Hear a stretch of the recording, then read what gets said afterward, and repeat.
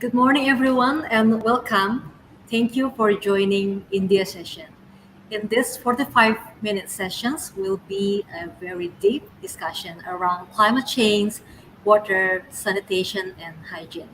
I am Sharon Amanda. I am a corporate partnership leader for the World Vision or Wahana Visi Indonesia, and we are delighted to have you in this session. As we know all that climate crisis is recognized today globally as an essential crisis for humankind and various life forms that coexist on this planet Earth. The frequency and intensity of disaster affecting the region has been on steady increase in recent years. The global targets of reducing carbon emissions and nationally determined contribution need ownership, not just by the state, but also by organizations, by corporate houses, institutions, and at any individual level to collectively address this existential crisis. Similarly, wash issues in the region have been a barrier to the development of vast sections of vulnerable communities. Millions of people globally, and particularly in Asia, still lack access to safe drinking water and access to basic sanitation facilities.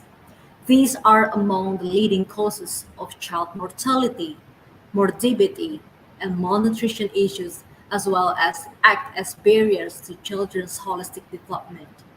The issues of climate change and WASH has its implications on a wide range of sectors like livelihoods, agriculture, food security, health, education, and malnutrition. The need for collective action is becoming key towards ensuring an equitable and sustainable development for all. We'll share with you the video on wash intervention experience that has been implemented by World Vision India.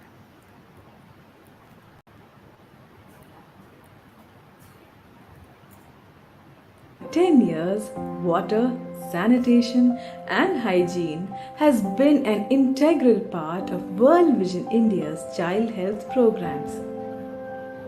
WASH, as we know it, is an active component of almost all our corporate engagements. Our corporate partnerships on WASH in the communities, schools, and healthcare facilities have been instrumental in reducing infant mortality,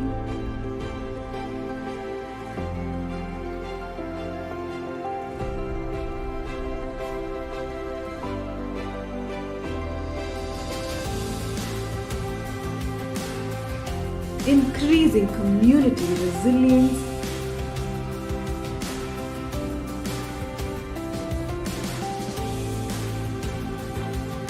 enhancing livelihood,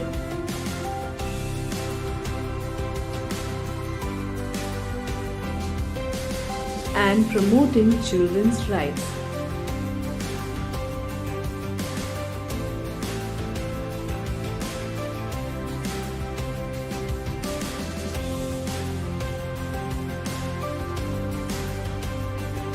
With best global practices and technical expertise, World Vision India incorporates 5 key approaches in all its WASH programs: behavioral communication change, community-based WASH solutions, WASH in schools, WASH in emergencies, and WASH in healthcare. Since 2012, World Vision India has provided access to clean and safe drinking water to over 1.3 million people in India. In the last 1 year, close to 2 million people were sensitized on sanitation and hygiene. We want to thank all our corporate partners for supporting our WASH interventions over the years. You have changed the lives of vulnerable children in India. World Vision India, together for children, for change, for life. Great, that's very touching video. And once again, I would like to welcome 12 people in this session. And we have three speakers here for the India current concurrent sessions. And we have the first one, Mahesh Nathan, that will be speaking about WASH. Mahesh Nathan is a Director, Resource Mobilization Institution for World Vision India.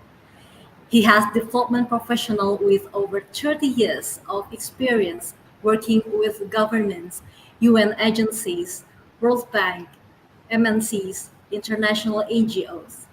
He also became public health manager that designing and implementing large-scale projects. Mahesh will be sharing about WASH, and Mahesh, this science is yours. Thank you.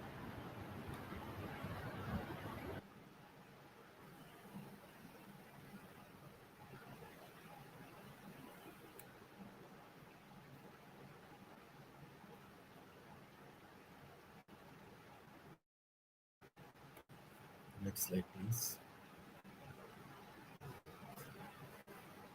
Good morning, good afternoon, and good evening, wherever we are seated across Asia. It's a pleasure. I will be making a short presentation on WASH this morning. Next slide, please. There's just a background on stunting burden in global and Asia. If you look at Asia, the scenario is not very good. It's 28%, and in India, it's 35.5%. Next, please. Water is a huge issue in India. 54% of India faces high stress or extremely high stress areas. Contamination of water, groundwater is reducing and the population is going up. Next, please. The problem is 70% of India's population uh, don't have access to improved sanitation. They use, but 30% defecate in the open.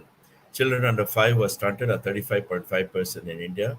There's a huge prevalence of diarrhea of 7%. And there's a strong linkage between open defecation and stunting. Though we have access to water, the quality of water is not good. There is a huge burden on childhood morbidity and mortality. Next, please. There's a need for WASH, poor water, sanitation, and hygiene, increased child vulnerability, poor families incur huge hidden costs, women and girls bear the brunt. It is WASH is a sectoral priority for World Vision India. Next. These are the SDGs where WASH has its influences 5, 2, 6, 3, and 4. You know, so the basic foundation is WASH and it's linked to the various SDGs. Next, please. We follow a life cycle approach in India. So we have WASH in communities, WASH in institutions, WASH in emergency and advocacy, right from -9 to +5. So be it from prenatal care uh, uh, to the birth, then post up to 5, childcare and schooling, and then protection. So we follow a life cycle approach so that we cover, WASH covers the whole life cycle of a child. Thank you. Next. Our project models are hygiene promotion and behavioral change. Because for sustainability, we focus on behavioral change, integrated community-based WASH in schools and health facilities, WASH in emergencies. We are usually the first responder, and WASH in urban context. Because the urban issues are different when it comes to the rural issues. Next, please. A short glimpse of what we have done, our outcomes. Next, please. In water, number of people with access to drinking communities, water facilities in communities, and provision of 2,077 community-based hand pump attached filtration units. Number of hub and spoke. We use solar water systems to pump the water out and supply 100% to all the villages. And the household water solutions, more than 42,500, 4 lakhs 25,000. Next, please. These are some of the things. What examples? The hub and spoke, the taps, the household water filtration, and the community water filtration. Next, please. Okay, these are sanitation facilities where we have bio toilets and with access to water, and then also we have trained the communities to build their own toilets and we provide the materials. Next, please. In terms of household sanitation, we use locally appropriate material. In the northeast, there's a lot of availability of bamboo, so we use bamboos in the northeast. And for urban slums where there's no access, we use bio toilets because they don't have access to septic tank or to drainage systems. Next, please. Hygiene, just a snapshot where we teach the school children and communities that it's important, uh, why hand washing is important and why regular hand washing prevents people from, 60% of all infections can be prevented. So we have reached schools and, yeah, next, please. Wash and institution, we work with schools and we work with hospitals because both these areas are very important for infection prevention control. And all our programs in schools or hospitals are gender and disabled friendly. So it's important that we give access to women, we empower women, and we also focus on disability. Next.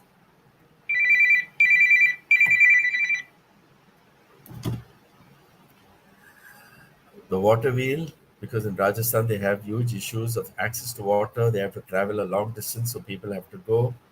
Then we have hand washing sessions, and interfaith engagement is very key, where we mobilize because India is a spiritual country, Asia is a spiritual country. We work with various actors in the faith space, and we mobilize them on the importance of hygiene and importance of wash. Next. Improved capacities of communities to sustain wash. We focus on women and interfaith leaders for sustainability, where we empower women because being patriarchal society, it's important that women have a voice and women get involved in decision making. And we train them to repair their own hand pumps and other small repair jobs. So it also adds on to livelihood. Next, please. Thank you. Thank you, sir. Okay, thank you, Mahesh. Great. I saw that your presentations also have gender and disability friendly to the WASH projects in India. So, for every participant here, I would like to remind you, if you have any questions coming to your mind, just click the Q&A features and you can type your questions there. I'll be sorting the questions to you after the presentations for all three speakers that we have. So after hearing about the presentations from Mahesh, we are also having presentations for Dr. Salman. So Dr. Salman will be speaking around climate change, and he is the head of climate change and disaster risk reductions for World Vision India. Dr. Salman Jacob started his professional career as assistant professor in environmental science at Shivaji University, and he has subsequently worked in various capacities related to environment management and disaster management in different national and international organizations. Salmon, at present, is actively involved in developmental programs with communities at the grassroots across India on issues of climate change mitigation, adaptation, and disaster reduction. He has a master's in environmental management, MPhil in environmental science, and PhD in anthropology with doctoral research focusing on the impact of climate change and environmental degradation on tribal communities. So, Dr. Salman Jacob, the time is yours. Thank you, Cyril, for that introduction. And Good morning to all. Good morning, good afternoon, and good evening, if at all, whichever part of the world you are. So, uh, I'll be focusing my talk on the climate change programs at World Vision India to give you a glance, and also on the opportunities that are there to collaborate and to work together. As we know that right from the beginning of in the first session onwards, we have heard about the challenges that are there that have been opposed to us, to humanity, due to climate change and its issues that are there. So, yeah, let's go to the next slide, and this just gives you a glance of where World Vision India works in India. So the green spots are the locations where World Vision has the developmental programs in the country. So we have a pan-India footprint, and we impact close to about 2.6 million children and their families. Through long-term developmental programs, we have roughly about 118 long-term developmental programs, and where we integrate the aspects of climate change, integrate the aspects of disaster risk reduction through these programs. Next slide, please. And talking about climate change, there are a number of issues that are arising as a result of the climatic changes in the weather patterns, and so on and so forth. And it is definitely, as we all understand, is a complex issue, and there are a number of factors where we, each one of us, in this region, in the Asia Pacific, we are all impacted in some way or the other. So I have highlighted a few points which are randomly chosen, not in terms of their priority, but these are the points which are impacting each of our lives, and mostly the vulnerable communities that are there in particularly when we look at India and this whole region. One is the whole aspect, as Mahesh also was highlighting in his talk, the point of water, the need of water management. And the climate change scenario has really aggravated the need for water management, which are, these issues are primarily into two sections: the need of adaptation, climate change adaptation, and the other is on the need for climate change mitigation. So when we talk about water management, particularly in the Indian context, we have seen the issue of the surface water bodies shrinking, the issues of depleting groundwater, particularly when we look at the big cities, the mega cities, the metropolitan cities in the country, where there is acute issues of depleting groundwater. In terms of when you look at not only in the urban, be it also in the rural areas, we have been facing challenges of safe drinking water, water for productive use. And with the changing rainfall patterns, with the rising temperatures, the heat waves, we also see a big challenge in the area of food security. We have been recurring issues of crop failures, low productivity, in the quality of the product. And so this is a need for us to work on. And with the traditional livelihoods on the decline, we see issues of migration in search of jobs into nearby towns and cities, which do put a lot of stress on various aspects, on the resources, on the people, on children, and there is a need for us to work on those areas. And definitely the issue of increasing intensity and increasing frequency of disasters, particularly in this region that we have all been witness to these disasters that are on the rise, and a pertinent need for us to work on improving our preparedness towards the various disasters at all levels, not just at the community, but at different levels. There's a need for that. And now moving on to in terms of the mitigation aspects, which the clean energy. Now, in the Indian perspective, we see if you look at the rural communities, there is a lot of need for access to clean energy. No doubt there has been a lot of programs towards increasing the access to clean energy, but still there is a lot of scope for us to work to switch towards energy efficient practices, towards switching to renewable energy applications, and so on and so forth. And There is huge issues in terms of natural resource management, in terms of regeneration of degraded lands. These are all part of our efforts towards mitigation of climate change issues. Restoration of the forests, in improving the green cover of areas, a huge challenge and a lot of scope for us to work. And definitely the need to promote an environmentally sustainable development at all levels, to promote the eco-friendly lifestyles. Next slide, please. Now, as World Vision, as we all know, that we are a child-focused organization, and our priority is to work with children on children issues.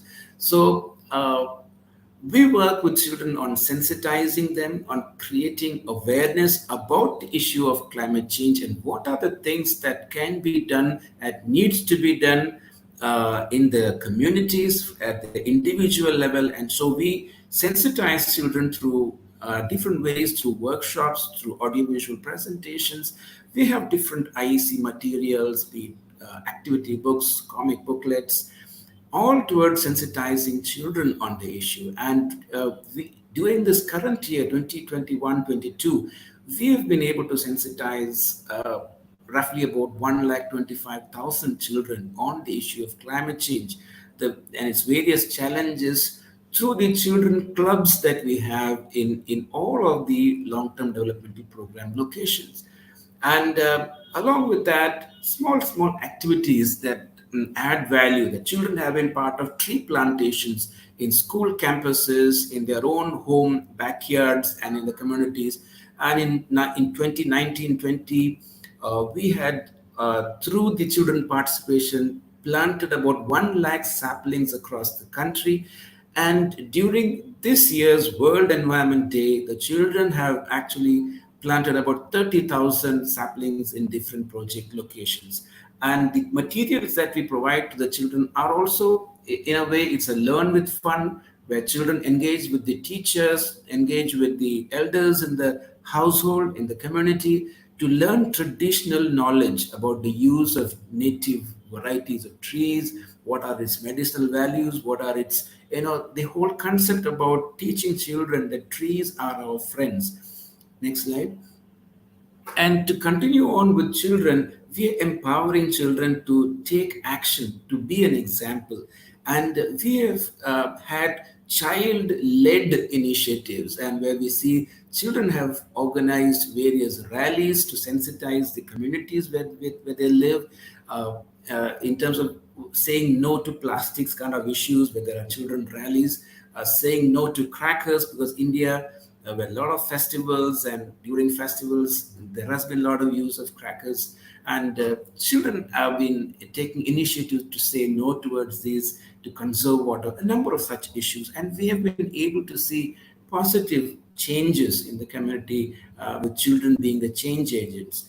And we also have been instrumental in providing children with platforms for them to express their concerns, their views to different stakeholders. And it has been, and children have spoken at different levels, in terms of the preparatory initial meetings towards the global platform on DRR.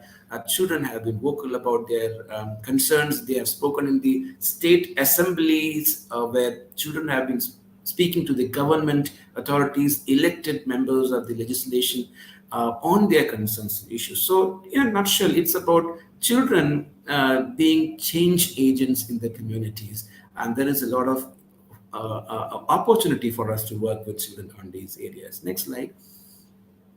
On the various, these are some of the IEC materials that we have. Next slide. Yeah.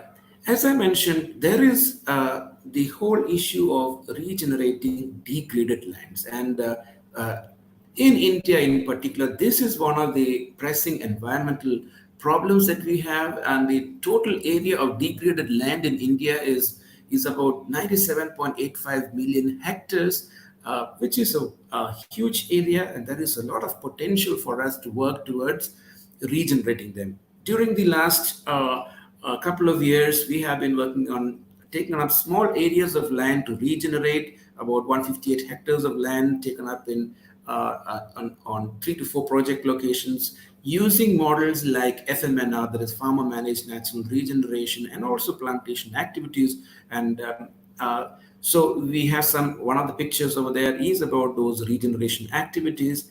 And as we mentioned about the need for water management, we have been instrumental in working on improving surface water bodies, recharging groundwater. And if you look at the current year, 2021-22, we have been able to create about 46 farm ponds and community ponds, which are helping towards these efforts of water management. No doubt there are other efforts as well.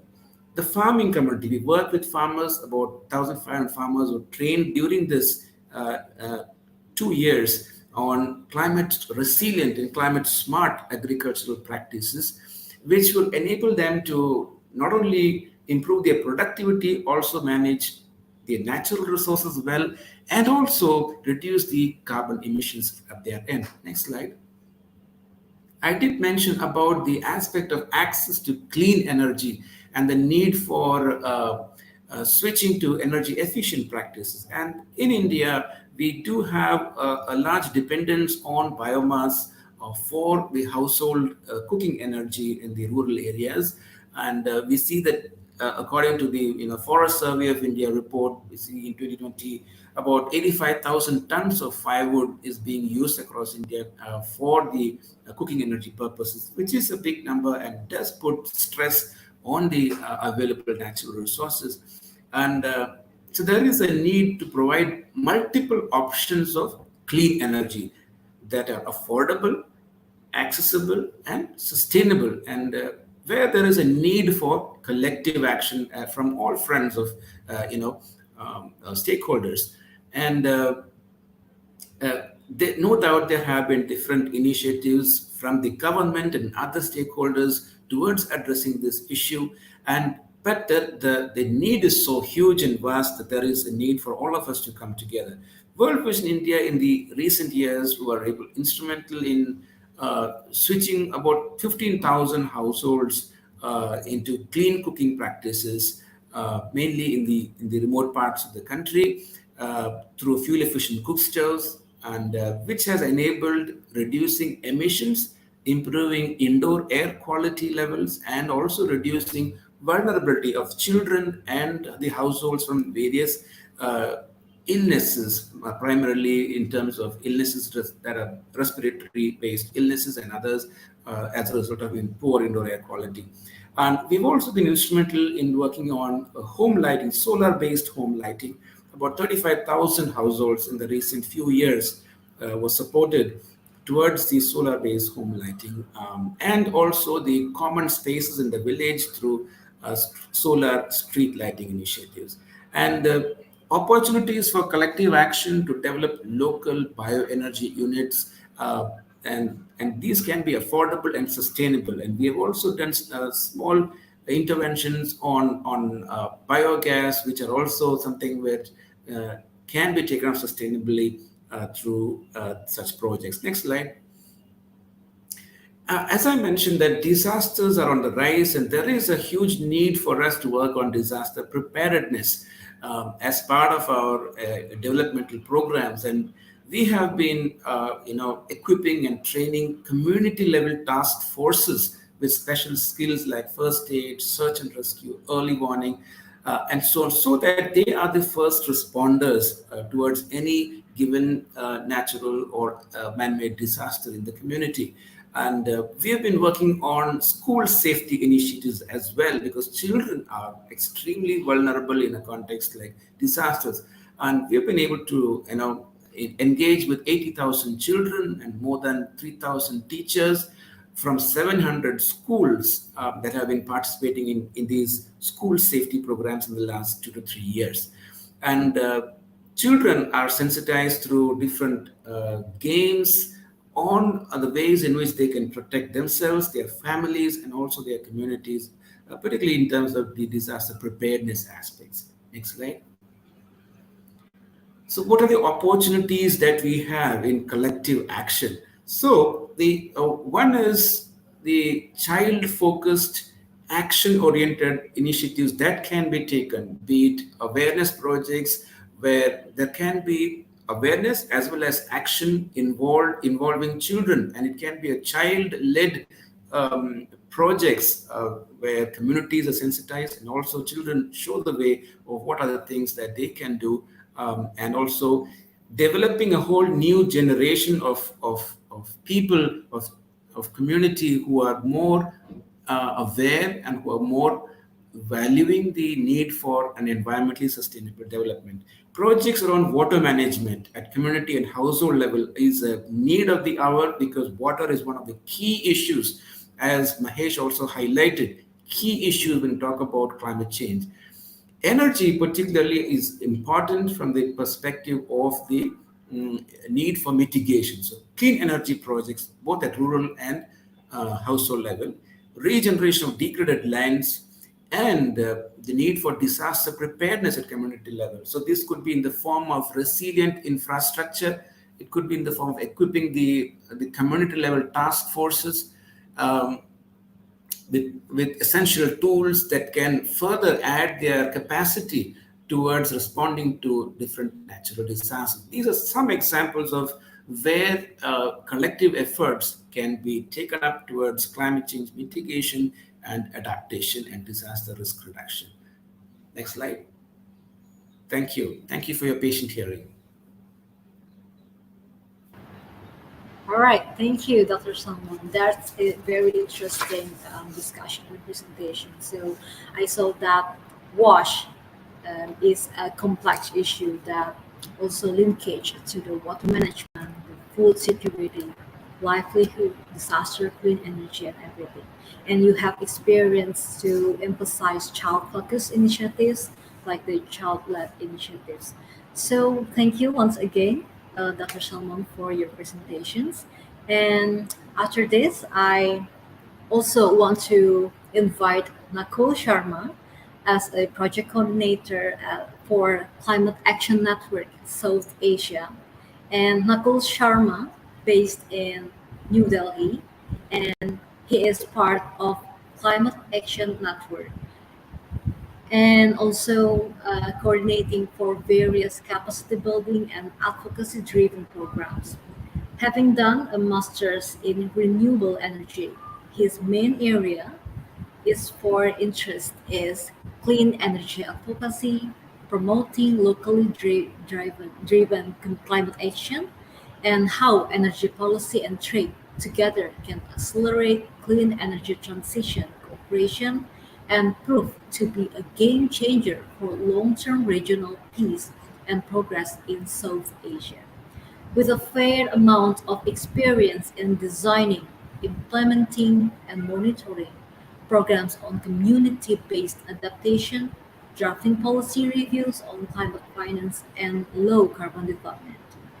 Nakul is leading research within South Asia on projects that aims to integrate climate knowledge and capacity building efforts at subnational, national, and international level.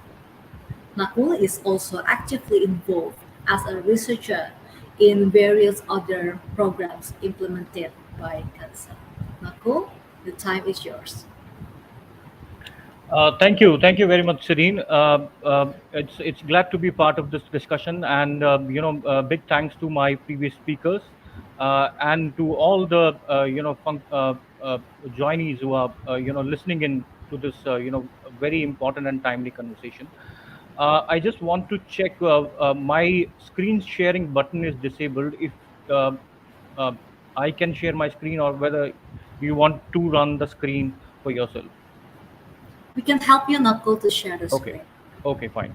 Thank you. Uh, so I'll start with the thank you for changing the slide, slide number 1, if you can change it.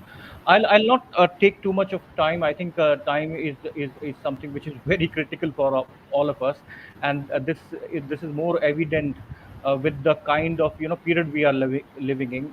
Time is really crucial in terms of our action on climate change, and my previous speakers have done full justice to the fact that how important the issues of collective actions are, how important the issues of climate integrating climate change into the issues of wash concerns are, how important it is to understand the full complementarity of the crossroads we are in. So just taking a few pointers out of my slide, and also building and dovetailing the issues raised by my previous speakers, I would like to highlight three pillars for my discussion. First is, of course, climate change. Second is conflict, and third is COVID. We all know that in the recent couple of years, we have heard about we had faced the challenges of COVID across the world, and we are still in going through the same period of being affected by COVID and its exposure. The recent report, the World Sustainable Goal Development Report 2022, clearly highlights the fact that additionally 75 to 90 million people. Let me give some facts and figures also. Are pushed again into poverty due to these compared to the pre-COVID or pandemic period. Similarly, what is does is that climate change, COVID, and conflict. We all know the recent conflict after COVID. The basic response for across the world, across the geography, the basic response for governments was that you work on economic revival, right? Economic revival across the world, most of the global economies, large economies. I can quote very frankly the recent G7, Global Seven decisions by the in the Leaders Summit, where they undid the decisions by Environment Minister of stopping public finance for coal and fossil fuel economy. What is does is that and coming I'll what I'm trying to do is comparing and linking the global picture to where we need to integrate it to wash concern. What it does is that where we are moving as a response to COVID and climate change and conflict is that our economies are going to depend more and more on resource depletion, on natural resource management strategies are being waived off. At this juncture, we need to take clear concise of the fact that we need to balance out our priorities. Of course, as in India, as a Climate Action Network South Asia, we are in total sync of the fact that we must need as region a rightful development stage. As global south, we need our rightful and equitable development stage in the global carbon share of our global carbon, so that millions of people lying into poverty can be brought out. Now, what these three C's, climate change, COVID, and conflict, are done, it's aggravating the concerns around sustainable development. No hunger, no poverty, water, sanitation, food security, everything is being impacted. Previous speaker, Dr. Salman, has clearly pointed out that there are critical, sectors that we need to look in.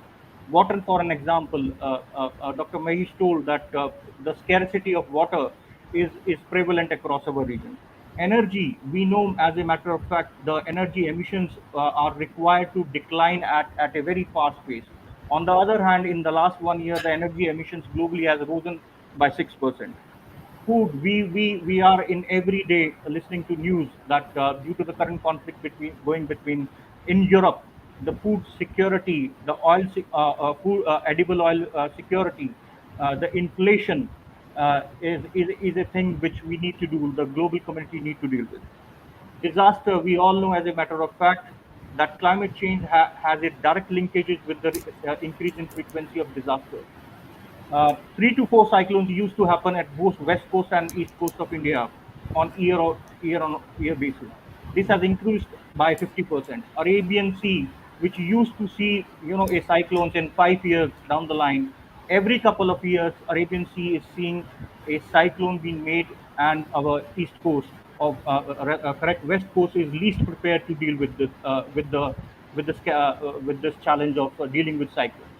170 million people live on the coastal cities across India. Out of 1.5 crore, 170 million people live around the coastal cities. So there is a clear connection between climate change, conflict, and the impact. One other thing I also want to point out is that what climate change conflict is doing is that it is pushing people out of their home turf. There used to be a time when people used to migrate from their native places to cities in search of economic opportunities, education, and healthcare facilities. Now, climate change and conflict and disasters are making people to leave their own home turf, their native places, and have to move them in cities. And what is the other biggest problem is that even cities are unprepared. We had seen it during the COVID, initial response to COVID when government shut down the economy. District administration and our cities were totally unprepared. We had seen it on national media that massive amount of people, daily wagers, laborers, unskilled workers, had to move out from cities at least to guarantee one time meal to their native places.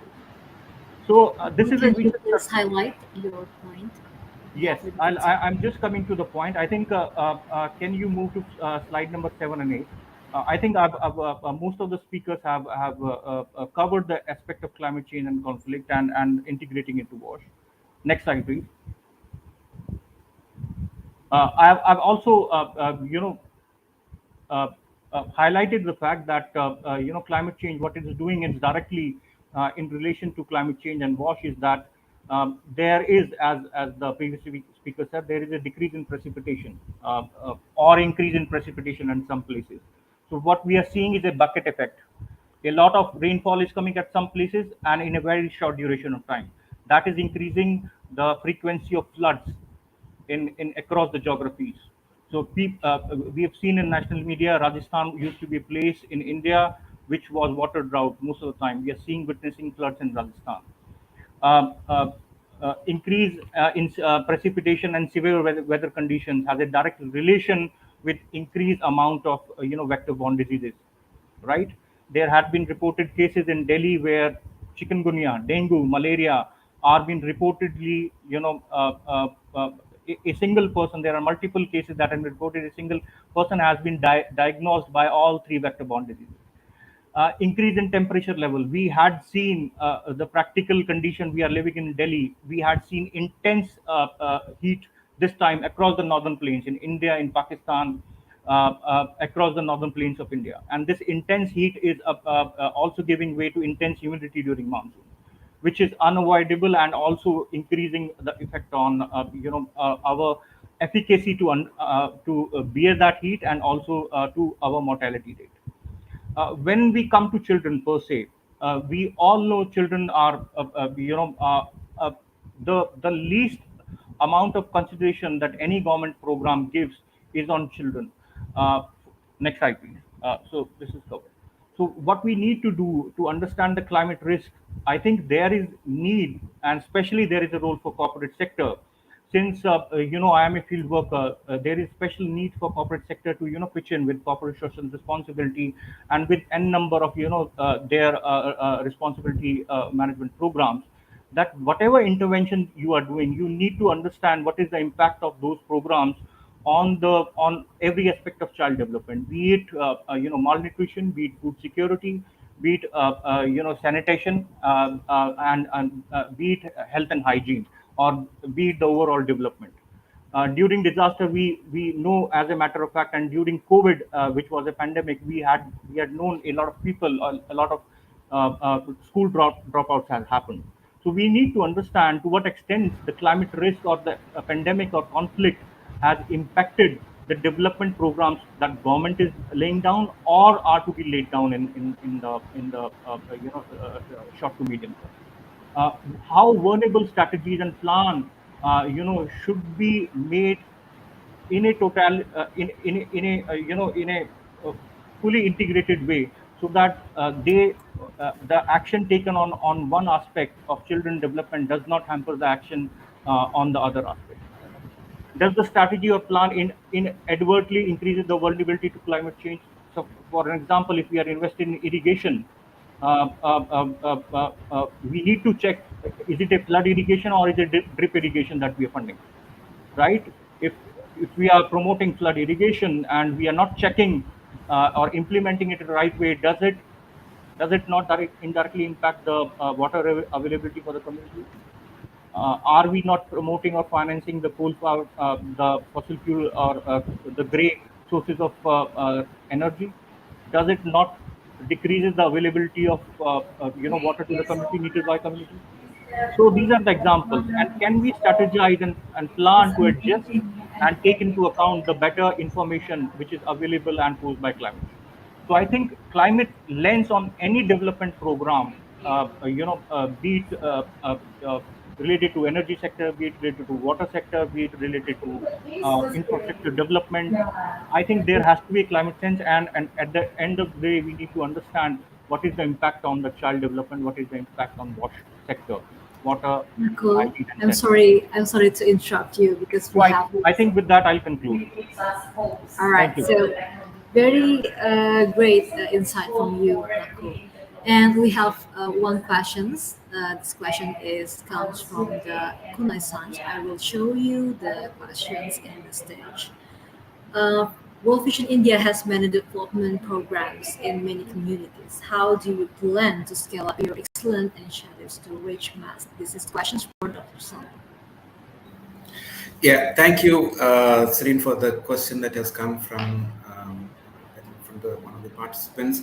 So one is the in-house capacity that World Vision India already has on these various sectors that we have highlighted, be it in the area of WASH, be it in the area of climate change adaptation and mitigation, and the the footprint that we already have across the country in various locations. So it enables us to be to act quickly. So we have positioned ourselves in a way that we could work quickly on different issues of clean energy, on issues of wash, on water management, and also the whole aspect of empowering, sensitizing people and children on the need for shifting towards an environmentally friendly, sustainable development. So that is where I think we are positioned well on ground with boots on the ground, where we can scale up the initiatives that we have already piloted and done and seen the good impacts in our communities. That is where we are positioned as of now. Okay, great. Thank you, Dr. Salmon. So, apologize that every questions that come in, we cannot hold the questions, but you can do a direct message to all the speakers during the event. And thank you so much for coming to this India concurrent sessions because we have limited time and we have another sessions coming in the 1 p.m. Singapore time. So we are having to move to the other sessions that will be speaking about the technology, an enabler or barrier for equitable education. So thank you so much, and thanks again for all the speakers and participants that coming to this event. I will end the sessions. Thank you, and God bless you. Thank you very much. Thank you, everybody. Thank you for all the participants. Thank you. Thank you.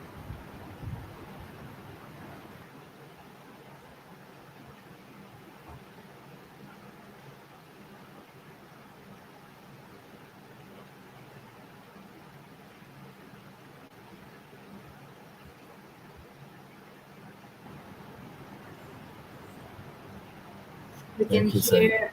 Yeah, we can now move to the other sessions and Yeah, the we'll go. meditation. Thank you, Siren, for the excellent coordination. Great, thank you so much.